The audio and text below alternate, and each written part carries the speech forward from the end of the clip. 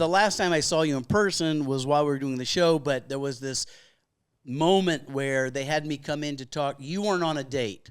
You and another guy, and I'm so embarrassed I can't remember his name right now. It's just spacing. Tajik, who I adore. You guys were not on dates, so you were hanging out. When I showed up, you both were taking a nap together in the bed, not because you were in love, but because there was air conditioning in that room.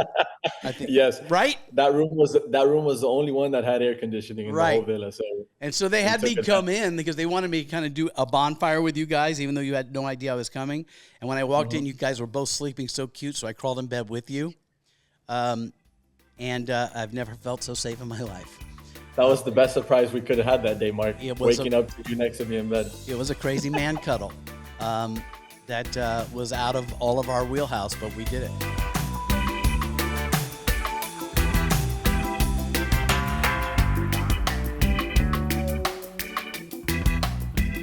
What's up, everybody? It's your boy Mark. This is Bonfire Talks. Another episode with my friend Kalen. Hello. Hi, Kalen. Hey, Mark. Missed you. Missed you too. It's a long time between episodes, buddy. Yeah. I fight the urge to just text, hey, what's up? What are you doing? So it's been quite a week for me.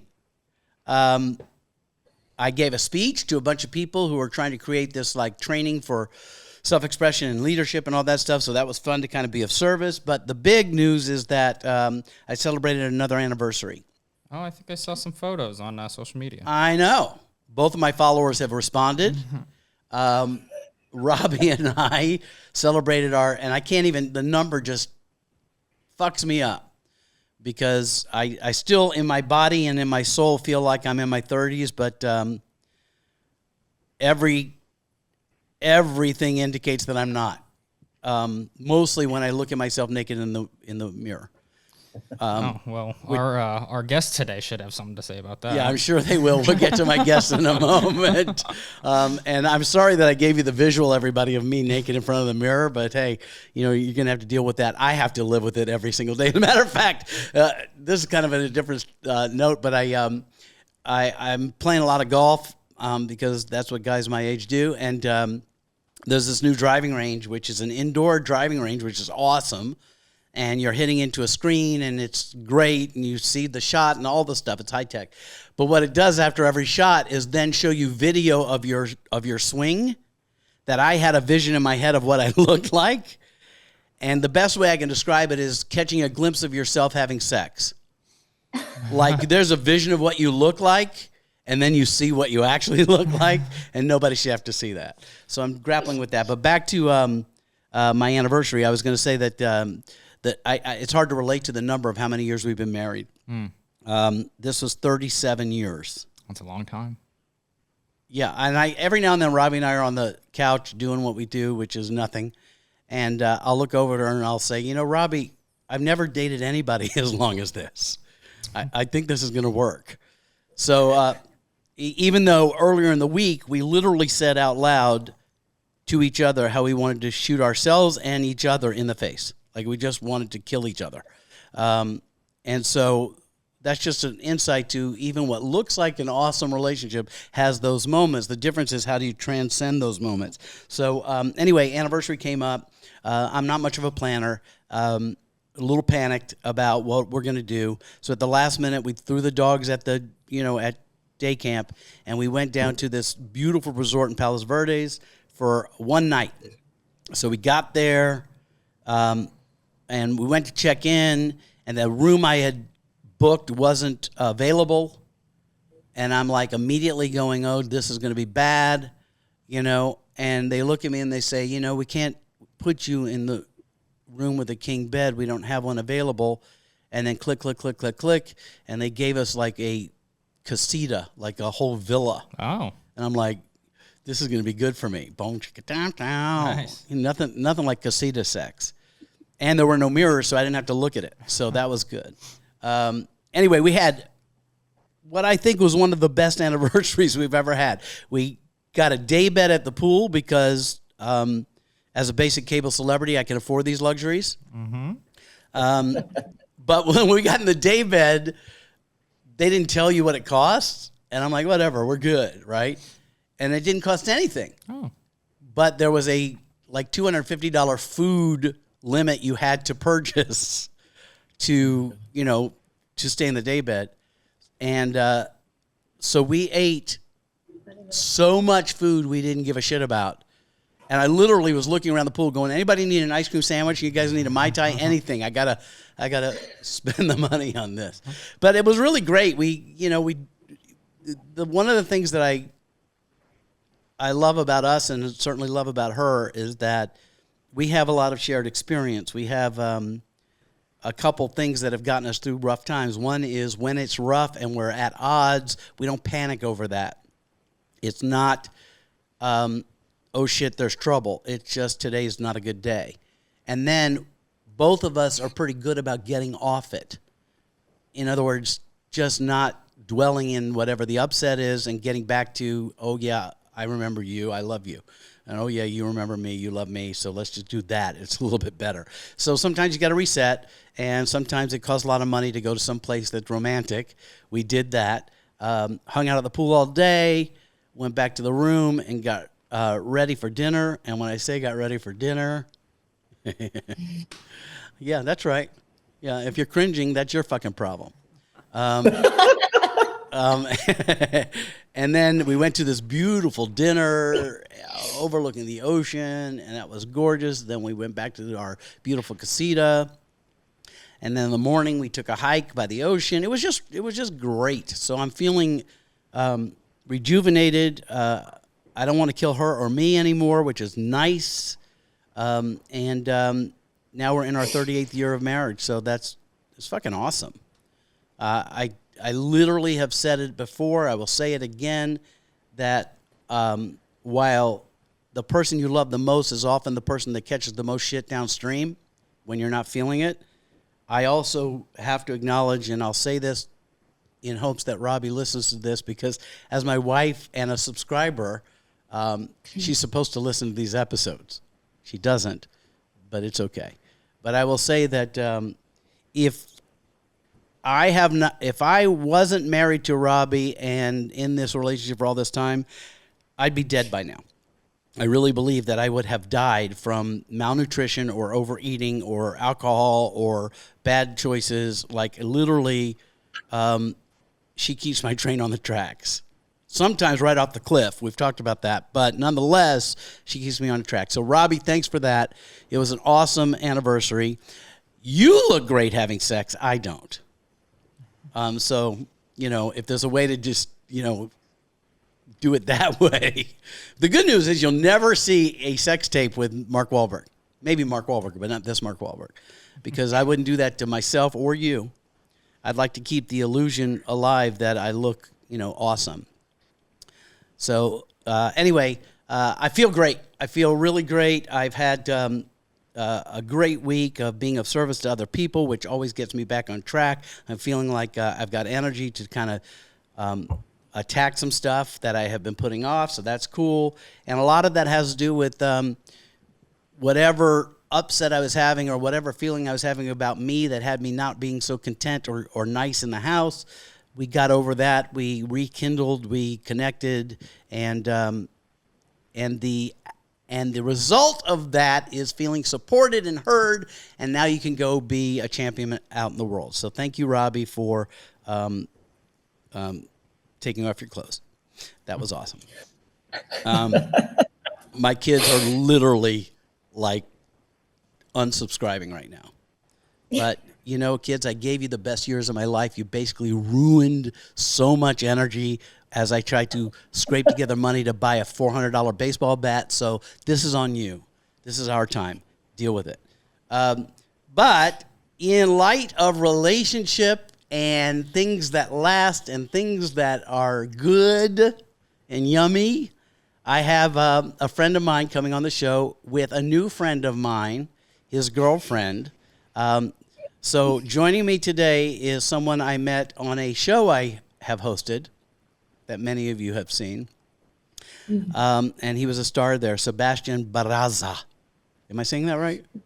Yes, that was perfect. I rolled my R's. I was trying to be all sexy. That was perfect. And as I said to you before we went on, live here, that this will be an episode that has more pronounced and defined abs than ever in the history of my podcast. A man who probably loves to see what he looks like having sex. And I've told you, Sebi. First of all, hi, you guys. Sebastian's here with his new girlfriend. I don't know how new it is. We're going to get into that. Jana Leandri. Did I do that right? Did I? No? You tried. What is it? Landrian. Landrian. Landrian sounds like a Star Wars character. Landrian Calrissian or something. Anyway, I wanted to have you on, Seb, because since you were on the show as one of the tempting singles, I followed you on Insta, and while we don't talk every day, I feel like we've still kind of kept in touch, and I'm, Yes. Although it's really difficult, dude. I'm going to be honest with you. It's difficult following you, okay? Why, Mark? You know why? Because most of your pictures show the things that you've worked on, which is your ridiculous physique, riding bulls and working out and all that stuff. And while I'm grateful and happy to have you as a friend, I will be honest and tell you it makes me feel less than every time I look at you. I literally have said to my wife, if I looked like Sebi, I would be going to Ralph's grocery store in a loincloth. Like, I wouldn't wear clothes. I would just walk around going, yeah, deal with this. Deal with this. And now, Jana, that's what you're dealing with. And I don't think that's how we met, actually, at this place where I ride the bull. Oh, really? Okay, Yeah. so you so that you know, there's a bar with a mechanical bull that Sebi rides, not like a bull rider, but just like if Magic Mike was a cowboy. Exactly. Yeah, and you're doing whatever you can to help the bar, I'm sure. So the reason I wanted to have you on, Seb, is because the last time I saw you in person was while we were doing the show, but there was this moment where they had me come in to talk. You weren't on a date. You and another guy, and I'm so embarrassed I can't remember his name right now. It's just spacing. Tajik, who I adore. You guys were not on dates, so you were hanging out. When I showed up, you both were taking a nap together in the bed, not because you were in love, but because there was air conditioning in that room. I think, yes, right. That room was the only one that had air conditioning in the whole villa. So they had me come in because they wanted me to kind of do a bonfire with you guys, even though you had no idea I was coming. And when I walked in, you guys were both sleeping so cute, so I crawled in bed with you. And I've never felt so safe in my life. That was the best surprise we could have had that day, Mark. Waking up to you next to me in bed. It was a crazy man cuddle. That was out of all of our wheelhouse, but we did it. But we then got into a huge conversation about what's been in the way of you finding a forever love, I think is what we were talking about. Yeah. And so when I saw on your Instagram between bull rides and ab flexes that someone new was in your life, and you were saying on your Instagram that this is like a real thing, right? Yes, sir. Is it a real thing? Yes. Like you guys are good? You're just cringing.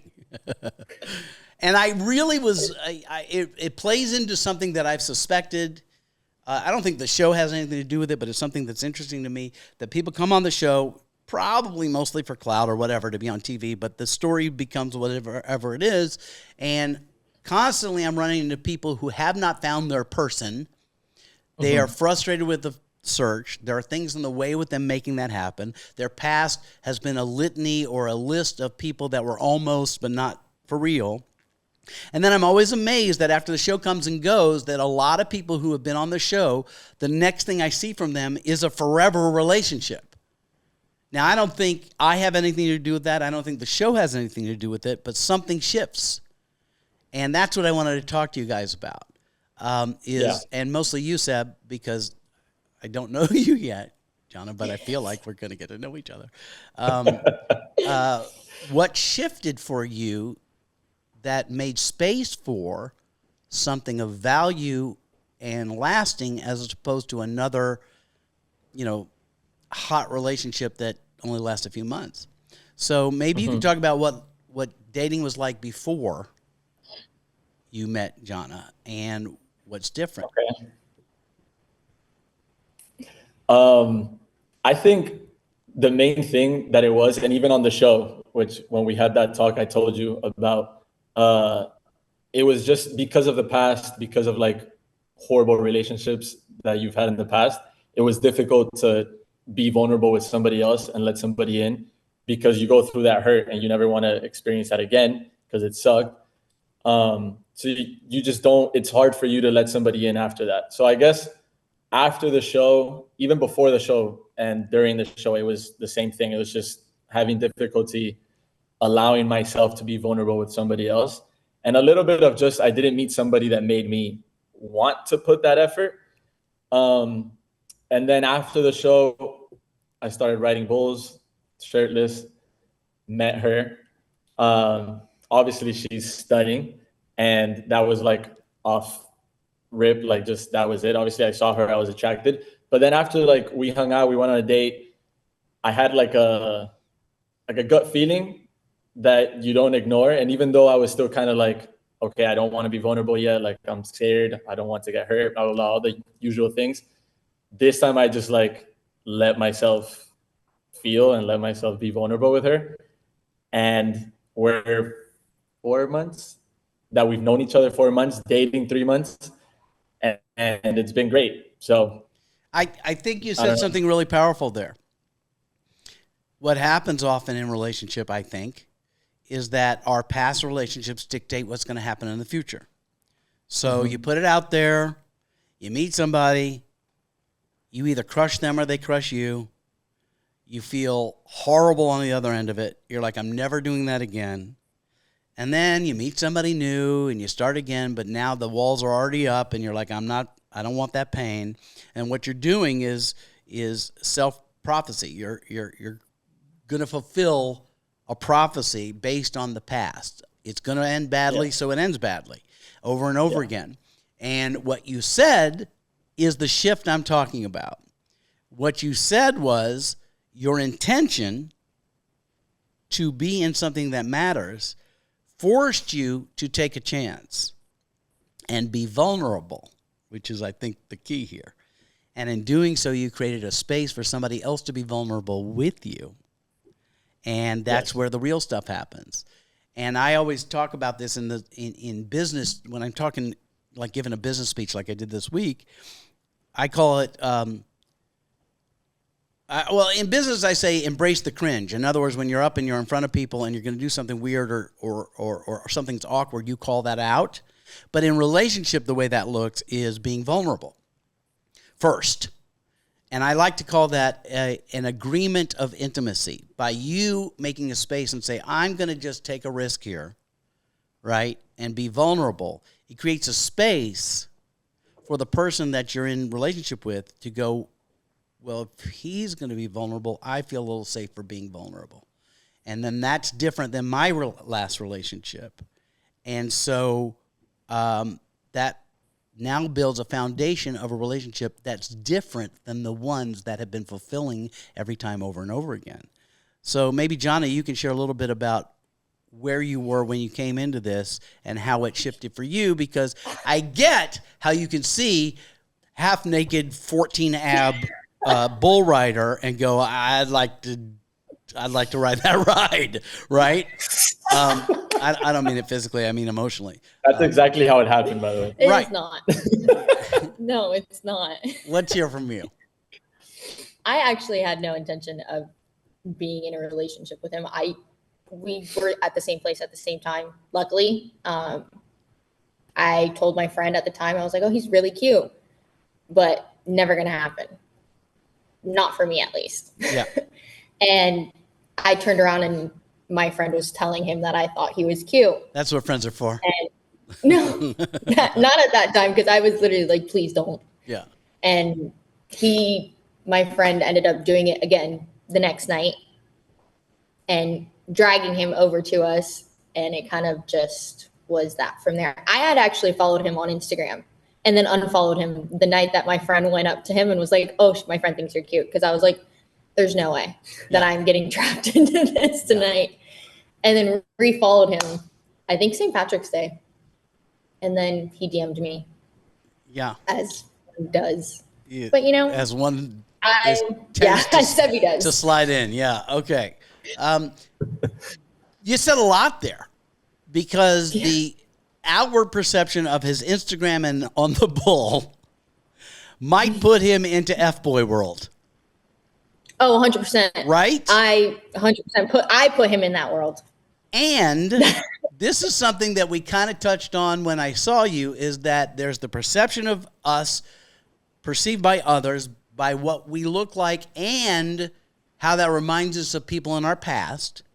And you being, you know, the dude you are, before you speak, before we get to know you, one might say, well, that guy's trouble. He's gonna be a good time, but that guy's trouble. And that vulnerability you spoke of, Sebi, is where we get to see that even though all of this seems it's all together, that behind that is still the little boy, still the little guy, still a guy looking for love, a normal, vulnerable person, right? And in that vulnerability that you show translates, for me, into safety for the other person. So when did you, Jana, you're never going to get to speak, Seb. When did you see past the physical and see something that said, wait a minute, this is worth hanging out? I think I'm still looking for it. Just kidding. I thought this was going to be a celebration of love. I may end up breaking you guys up, so I don't want to do that. No, we're good, I promise. Okay, good. I would say maybe our second date. It was maybe a little more intimate than our first date was. And we actually spoke more than our first date.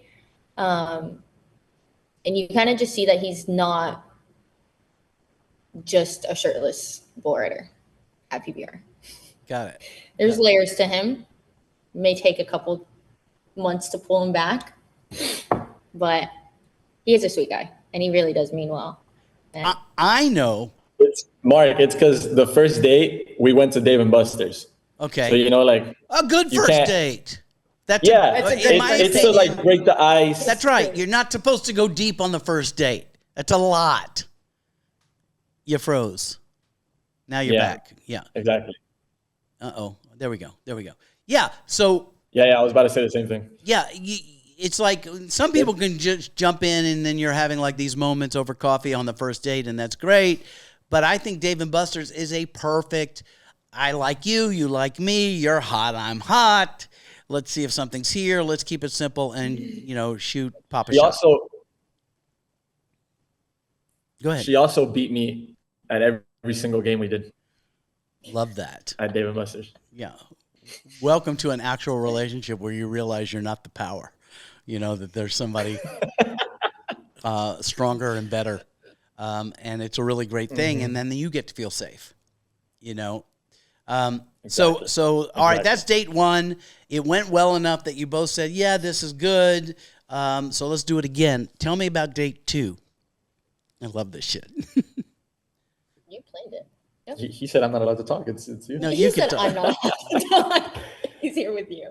That was the good first date. The next one, I took her to the beach, and I had planned like her favorite candy, got her favorite flowers. We had a little picnic on the beach with wine on like when the sun was setting. Missed the sunset because we got there late, but it was still romantic. It was the thought. Did I have candles? No. Okay. It was dark. The plan was for the sunset, so obviously there wasn't going to be any candles, but yeah, there we talked a lot more. We started like getting deeper, getting to know each other for real. I just think, and for me, it was in day one where I was just like, even though I was still like scared, obviously it's day one. You don't know what's going to happen based on past people, especially here in Miami. very hard to find something serious here because everybody's just about partying and clout, like you said, and all that stuff. Dude, I've said it a million times. I've been to Miami a lot, and I'm like, there's something about the vibe there. I said, even ugly people are beautiful in Miami. Somehow they pull their shit together, and everybody's just like ready to go to the club right now at the mall. Like that's Miami. Yeah. So really hard to find something real in an unreal world, right? Mm-hmm. Mm-hmm. And like nobody's like honest, nobody's loyal. Everything's just for fun here. So it was complicated. And on top of that, what you said about how I come across on social media and my personality, like off first impressions and stuff like that, it makes everything difficult. But even through all of that, in the first date, I could tell that she like looked past that. Even though we didn't get deep, I had that feeling, and that's what the feeling that I was talking about. So in the second date, it was just more like it was clear, and I knew off like second date, I was like, this is gonna be like, she's the one. So yummy, love that. But I'm listening for what you're saying to say what I think I heard you say. And it confirms something that I've said on this podcast. I've said it on TV. I say it all the time, that we as humans really only want one thing from someone else. We don't want a solution to our problems. We don't want judgment. We don't want agreement in our misery. What we want, and tell me if I'm wrong, but this is what I heard you say happened. We want to know that the person we're with sees us. We want to feel seen, and that's plenty. Mm-hmm. Because when we feel seen, that person is looking past the outward presentation and is seeing the part of us we think we're hiding out of protection. So when you see somebody, this goes two ways because you're stunningly beautiful, Jana. I mean, I don't like to compliment women on physicality because it's what dudes have done forever, and it's misogynistic. But I want to just say in this context that you too are a gorgeous physical appearance, so people could look past that and kind of look at you as like you're just that hot chick, right? And when someone sees us past the physical, past the smoke screen, it's scary, but it's also a warm blanket. Mm-hmm. It's like, oh, maybe I'm home, right? And Billy Joel had a song, which is a reference, I realize, that goes to my generation and not yours. But the phrase is, you're my home. Home can be anywhere, but you are my home, right? And that's what a healthy relationship looks like to me, is that the world is going to world itself. Life is going to life itself. Scary things are going to happen. Challenges are going to come up. We're going to be our best version of ourselves and our worst version of ourselves. What we need to survive, or what we hope to have to survive, is someone that sees past all of that stuff and sees who we truly are, good and bad, without judgment.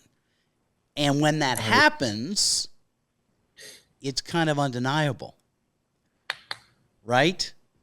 And usually scares people away. Oh shit, she saw me, I got to run and put this mask back on. Unless the feeling feels safe. So somehow that's what happened for you. I don't know. Both of you can jump in on this one.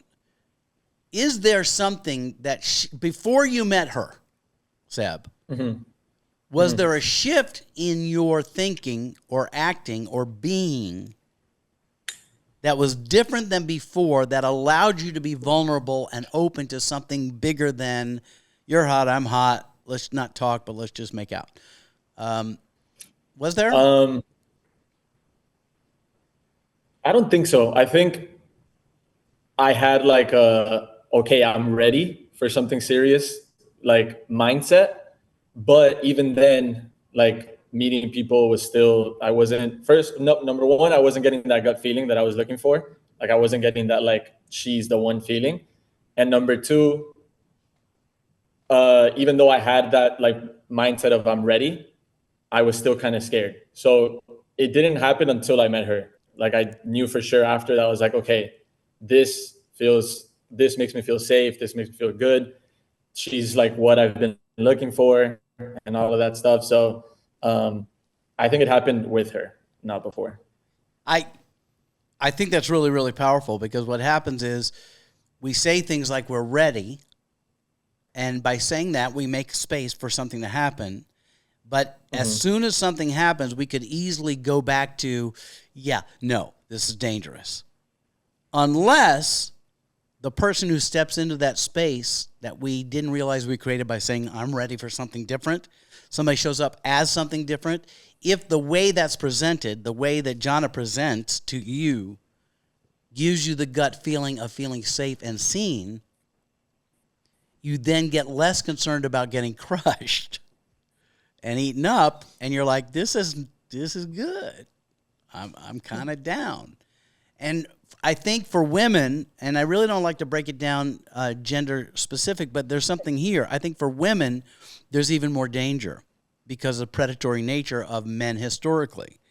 And so he felt the gut feeling in you. What did you feel? What did you see that made you go, wow, this guy's more than the bull riding dude? I also had my issues with past relationships. I think coming in, I was very closed off because of issues that I've had.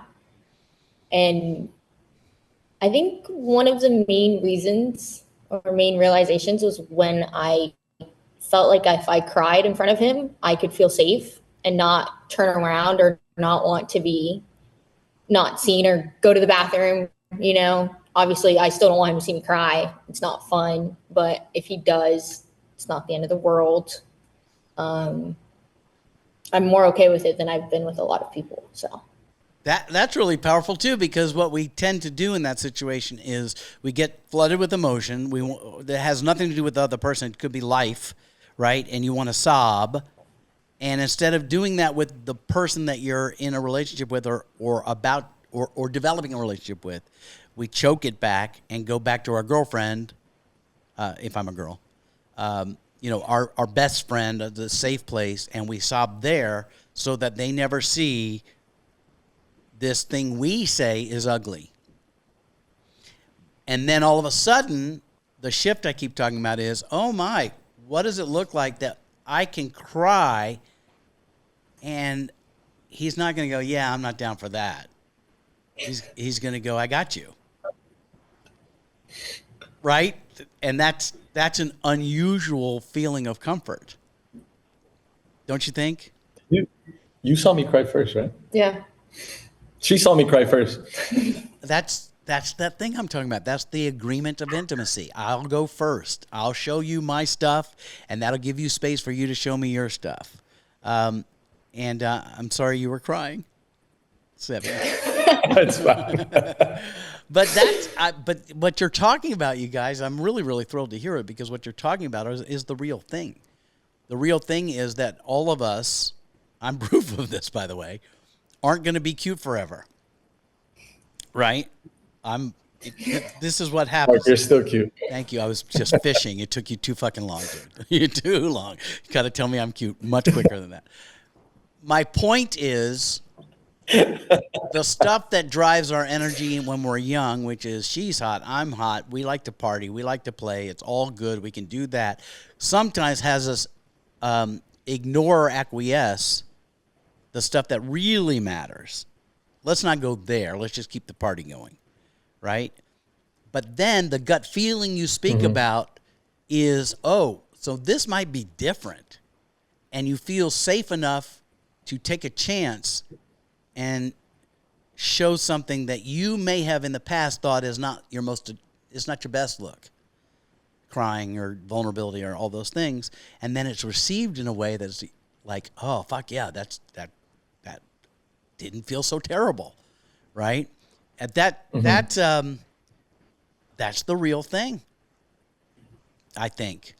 Not that you needed my blessing, but that's why I wanted to talk to you. I wanted to see what's actually going on, because the other side of this is that I have people that I've met through the show and other places who have gone through terrible relationships, and they come on the show and they tried that and they get crushed or praised on the show or whatever, and then they go into a next relationship and they're like, oh my God, this is the thing, and then 6 months later it's not, and let's not say 6 months because you guys aren't there, but 2 months later it's not, right? And it's that, self-fulfilling prophecy again, until something moves. It's the same thing for me in my relationship with Robbie is that, when I was 23, I was, living my life. I was working down at this restaurant at the beach. We were doing a show. I was adorable. And that was a joke. And every night it was like in the audience, is there somebody cute that I could hook up with? It's basically what my vibration was, even though I thought it was I'm looking for someone to date. But the truth is I was looking for somebody to hook up with, right? And then when I said, I think I'm ready for something different, and I don't want to look for anything. I'm not standing by the door before the audience comes in going, is she out there tonight, right? I'm like going, fuck it, I'm done, right? I'm ready for something different. I know I don't want this, right? And it's then that you get struck by lightning, that then somebody shows up and all of a sudden you see them differently, and then you are seen differently because you're being different. And that's the foundation where good shit grows.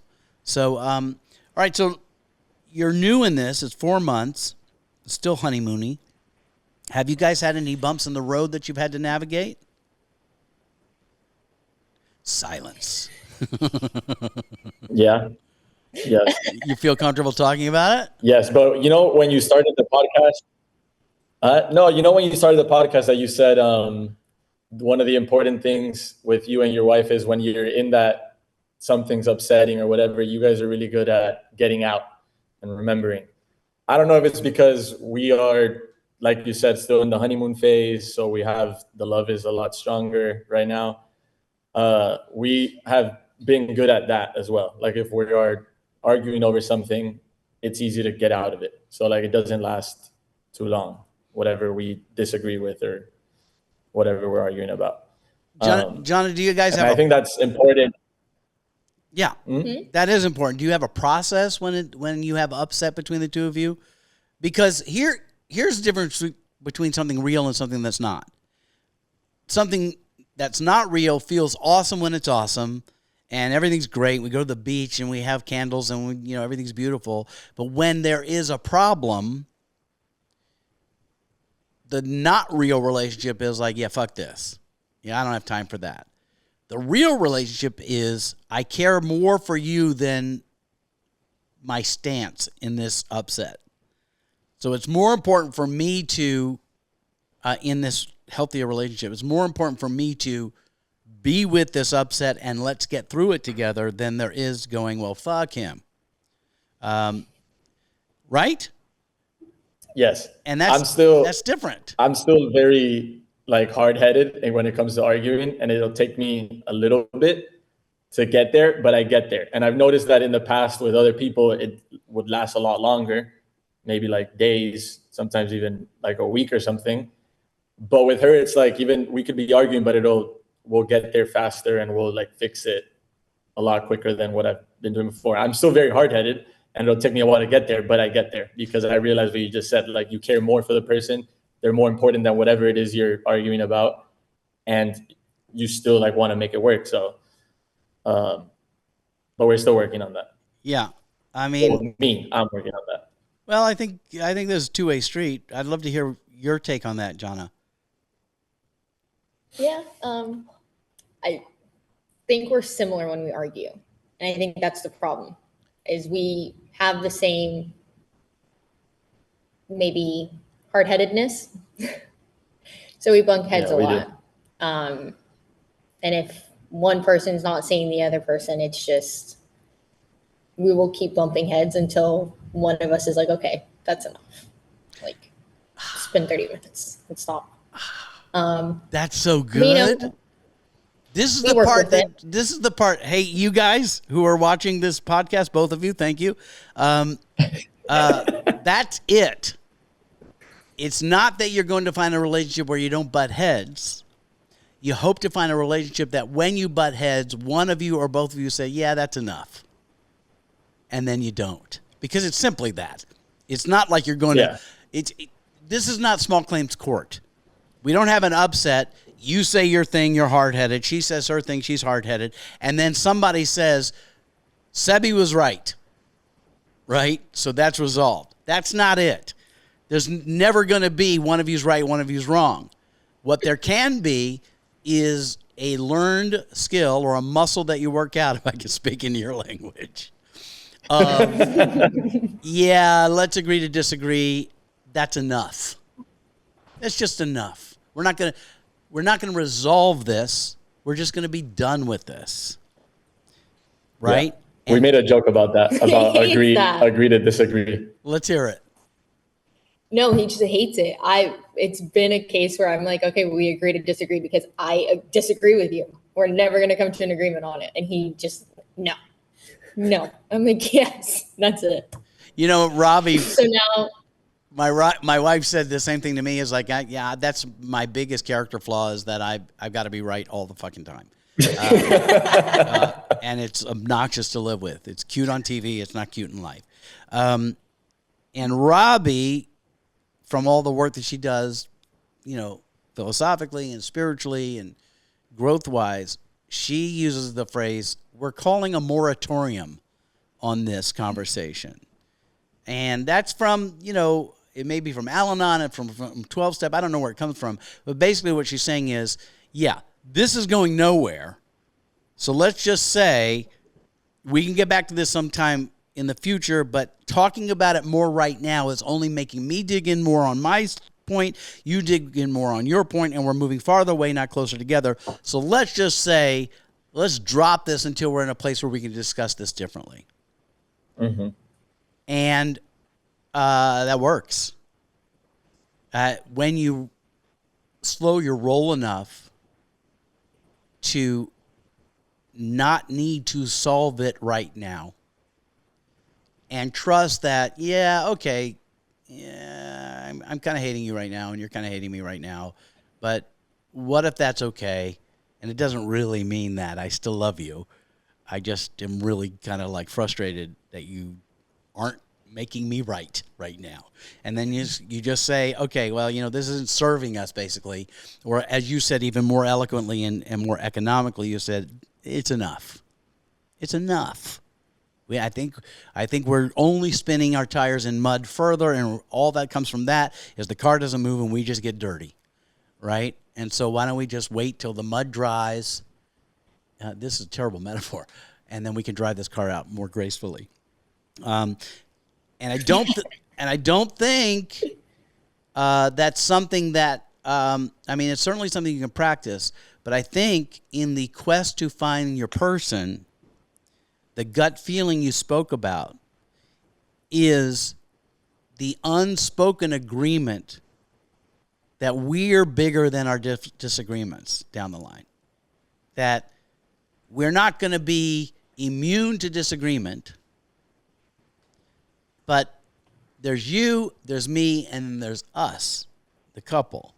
And we, the couple, are bigger than the you and me in this moment. So let's just keep reminding ourselves of that. And that's why you're attracted, Sebi, maybe for the first time in your life, to a woman of substance with a point of view who's stronger than you are, which is, she loves that. And better at arcade games, too. Better at arcade games. So the good news is you're going to have plenty of tickets to redeem at Dave & Buster's because she's good at Pop-A-Shot. But this is, I keep talking about the shift we make, whether it's conscious or subconscious, and it's like this. I had dated or hooked up or had relationships with people previous to my marriage. And if you looked at the women that were attracted to me and that I was attracted to, they were somewhat of a type. And if I had to describe it, one of us is the star and the other is the audience. Right? A little bit, to steal TikTok phrase, a little bit demure. Right? Yeah, that's right. That's right. Wow, Mark. That was good. That's on a new segment called Boomers Dropping Bars. That was good. And then all of a sudden, a shift we're unaware we've made or we consciously made makes room for someone that we wouldn't normally have dated. In this case, may look like someone you might have dated before, but vibrates in a much deeper, stronger way that in the past you'd be like, what's up with this girl? All up in my shit. And then you're back to being the dude who doesn't respect the girl you're with and wishes she would just, like, I always say, put on the ponytail and make wings while I watch football, that girl. And instead, you got a girl with a point of view who's not buying all your bullshit. And instead of you going, what the fuck, you're going, yeah, I dig that. And that's the shift. That's where it's real. That's the good. Yeah. So I love that. This was kind of like this episode is sort of like your crazy uncle checking in to make sure everything's okay. And happy to tell you that it sounds like everything's really, really, really great for the two of you. And I'm really, really happy to talk to you, Seb. I really adore you. I really love that we got to know each other. I always saw you, and then have to remind myself who you are when I look at your Instagram and start hating you. We're basically hating myself for not, taking HGH or something when I was younger.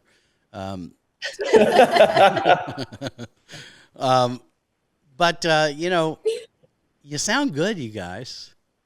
Thank you. Let's see. Any concerns? Any questions? Any challenges? Any things that as you're still? With us? Yeah, you're 4 months in. It's all beautiful and delicious, and even the bad stuff is good. But in your, I mean, this is a little bit intimate. But anything that you're worried about, or you haven't said, or as you moving down, and no, you're good. I think I'm good. Oh, I was going to let you answer that. Yeah, I have a couple. No, I'm kidding. No, I'm good. So far, everything's been great. I am more than happy. I've thought that I would never, like before her, I thought I was never going to get married at one point. Like I was like, I'm just never going to find someone. I'm going to just have to be happy being single. Maybe I'll be a single dad. Who knows? So I was never expecting like to be this happy so fast even. So okay, so let's end with this vibe from both of you, okay? Because the point of talking to you is mostly to get your followers to follow my podcast. I'm only kidding. But I'm not opposed to it. Hold on a second. We have to pause for my sponsor. Oh, wait. No, we don't. I don't have one. So anyway, whatever you could do to help, awesome. But really, I wanted to talk to you. I was like, oh, this is so great. Another one of my kids has found their someone. It looks good. They seem happy. I'd love to see what's up with that. But in the vein of what I like this podcast to be, I think other couples and other single people can hear things in your experience that can help them or give them hope, right? And so the only warning I will say to you is that it's early, it's new, but the more that you see each other, give each other space to be imperfect, and reassure each other that you're not leaving no matter what tantrum you throw, get you to a place where you are now. So I guess what I was going to ask you is, for those people listening, we can all relate to what it feels like to be searching, dating, it's not quite working out, getting a little bit bruised up and bloody, and then not wanting to get out there again. Then you get out there again for physical reasons, and then it's not cracking, and then you're bloody again, and blah, blah, blah. And now you're experiencing something that maybe neither of you have experienced like this in the past, right, at this level. And so maybe for those people listening, what does that feel like? What about this feels different? And what about this happiness is unusual for you and is why it's working? I would say, like, my advice would just be wait for that. Yeah, you wanted the advice, right? For someone listening. I love it. Not you, Mark. Not you. No, listen. I learn from you guys just as much as you learn from me. Yes. The advice would be wait for that, like, that gut. I don't want to be like cliche, but wait for that gut feeling that this person's the one, and then don't be scared to let them in. And if you get hurt in the process, you have to allow that, because that's how you grow as a person. And you're not gonna experience that unless you actually let yourself feel it. So the advice would just be wait for that gut feeling of someone that feels right, that feels like home, like you said, that feels safe, and then embrace it, let them in completely, and be vulnerable, and just go with it. I love that. I think that's really, really great. Anything you would like to add or a different take on it? I mean, I think as a girl, it's harder. 100%. That's what I wanted to hear from you. I think as girls, we stay through a lot worse. We think we deserve a lot worse. So I guess my advice would be like, leave if it's not good for you, because someone good for you is coming. I promise. That's so. And even good. if you're not ready. That's so good. From the female perspective. Yeah. There's an episode, I guess would have already dropped by now. I don't know. I'm living in a weird time-space continuum. But there's this thing with women that I've experienced when talking to them, which is he's almost good. You know, so I'll stay with the guy who's almost good. He checks a lot of boxes. Pardon me? It cut off? Uh-oh. Are you there? See, when you guys freeze, it's like one of those pictures you get when you buy a frame and the perfect couple's in the frame. That's what it looks like to me. What you're speaking to that I hear is when a woman goes with a guy who checks some of the boxes but not all of the boxes. He's like an 80%er. That's a solid B, right? The reason we stay, maybe, is what you spoke about. We don't think we deserve to have the thing we've yet to experience. So I better take this B minus, B plus, instead of holding out for the A plus, AP relationship credit, right? And what you said is really hopeful, that when you hold yourself as a woman, that I matter, I deserve all of the things, then the universe hears that. So on the show a lot, I'll say to both the men and the women, I'm like, what's your definition of a healthy love relationship? And it's really, really hard for them to say because they haven't had one. And I say, if you can't define that in fantasy, you're not going to have that, because the universe is going to give you what you say you want and keep you in the space of I want rather than I have. So if you're a woman saying, yeah, all guys are kind of fucked, but this guy's pretty good, and I don't really deserve to have really good, so I'll do this. And then I'll have somebody to go to weddings with, and I'll have somebody to share birthdays with, and that'll be better than being happy. Right? But what you said is really powerful. Not you, Sebi. What Jana said is, I'm worth having something I haven't experienced, which is a guy that really sees me, takes care of me, I take care of him, and it's an equal, healthy, full plate of delicious love, right? And I think that's the thing, is that there is no clock on this, women, although you feel the clock, and you're worth having the thing that you now can define, the thing that's really special. You're worth having it. And as soon as you say, I'm worth having it, the universe goes, oh, in that case, let me give it to you. As opposed to you saying to the universe, I'm not so sure I'm worth this. Then the universe goes, okay, well, let me give you a dick. You know, this douchey dude, right? Because that's what you asked for. So, obviously, I can talk about this for several hours. When I said, let me give you a dick, I'm going to wish that I hadn't said that, because that's not good. To wrap this up, one, great to check in with you. Really, really happy for both of you. And really grateful that you would share this story. And I want to check in as things go down the line. Of course, you know, I'm available to you if you think there's something I can add, if you're in trouble and you need help. I mean, I'm just a game show host, but I'm down to talk to you. Really was moved by seeing you express how you're feeling through Instagram and other stuff. And really grateful to talk to you guys and hear what that's about, because from my seat, it checks all the boxes. You're not living a carefree life. You have moments where you're both assholes to each other.